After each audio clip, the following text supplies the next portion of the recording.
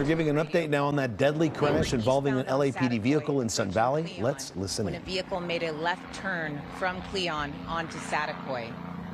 The police vehicle struck the driver's side of that car, and that was right here at that intersection. The Los Angeles Fire Department responded. They were able to extricate that individual from the car, and they did use some medical treatment here. Unfortunately, he did die at scene.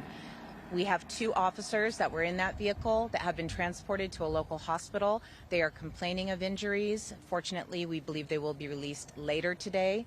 And at this time, we have obviously a lot of resources here. They're conducting the investigation into this accident. Now, we know this was a code 3 call that the officers were on. Correct. So we have not only lights and sirens, but probably also a cam from inside the black and white that was responding, so that'll be available for evidence as well? So we should have digital in-car video, which would be from the front of the car, as well as our body-worn video on our officers, which obviously for what the collision happens wouldn't show, but the dash cam, as some people like to call them, or as commonly known, should capture the collision. Megan, what was the nature of the code 3? This wasn't a chase, correct? Correct. This was not a chase. They were responding to a completely unrelated radio call. It was for a domestic violence restraining order. So they were basically, they had a, quote, life-threatening situation that was about to happen there. Correct. They were not chasing anyone or anything. They were responding to a call maybe about a mile and a half from here.